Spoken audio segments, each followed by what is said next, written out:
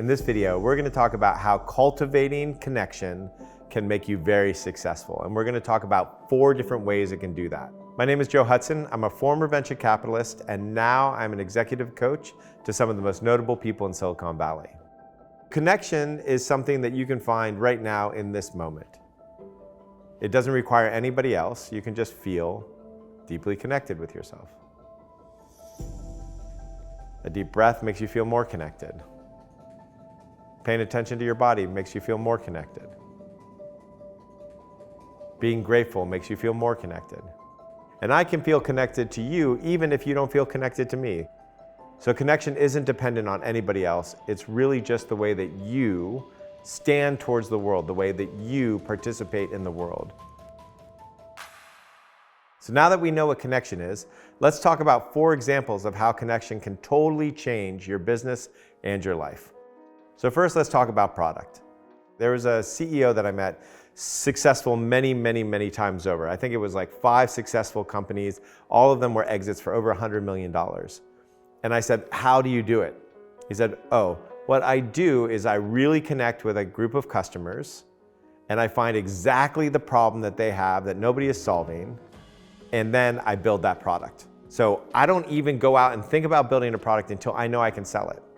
So he would ask them all these questions about what their problems are, what are they facing, what's wrong, what do they hate about their jobs. And then he would ask questions like, if I had a solution like this, what would be required?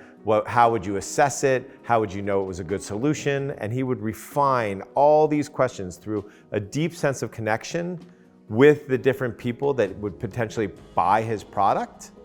And when he did, he had like this perfect product already designed, because it wasn't designed by him, it was designed by the connection he had with the customer. And so by the time he built it, he already had a sales pitch that he knew would work. He already knew what he needed to say, how he needed to say it, so that people could buy the product. He felt like, I am solving a problem that they have, and it's making them happier. So it makes me feel good that this is what I'm doing for a living. So here's something that everybody in management really knows about. It's when they're in a meeting and something doesn't feel quite right. Now, do you say something about it? Do you recognize it after you leave the meeting? Do you recognize it right in the moment? What do you do when you recognize it? All those questions revolve around your sense of connection. If you feel deeply connected with yourself, you're going to feel that problem right away. If you feel deeply connected with yourself, you're going to make sure that you bring that up. Hey, this doesn't feel right. What am I missing? Now, if your whole team does it and everybody feels connected enough with each other that they can say those hard things, this doesn't feel quite right. What happens is that you solve the problems before they actually get to the market. You solve the problems before you actually execute.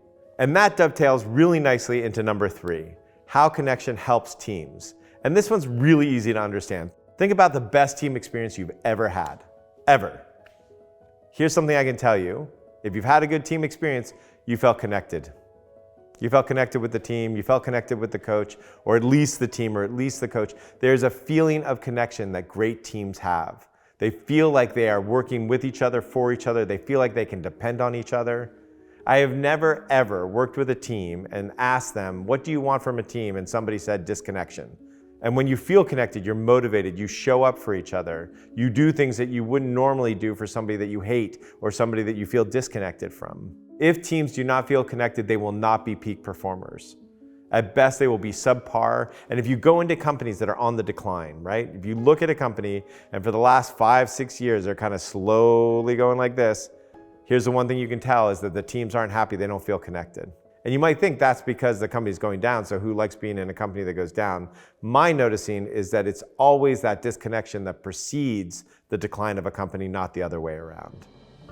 So the last one is the most obvious one, it's sales. How does connection help us sell? So first of all, when I say sell, I might mean fundraising, I might be selling a product, it might be selling a service, but what sales actually is that I am listening to you, I am connecting with you, and I'm finding a problem that you have that I can solve.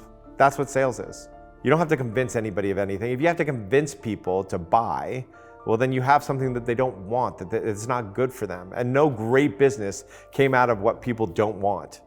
So all sales is really helping people solve the problem, get to where they want to go. And if you can do that, then you're connecting with them. Then you're really connecting with them. And if you really connect with somebody, they're going to want to work with you. And there is a tremendous amount of data on this. If you look at the top performers of almost any company, and every company I've ever been in, the top sales performers always treat the relationship first. All right, so if you like the video, feel free to subscribe. Tell us what else you want to hear about, and always, you can watch the next video.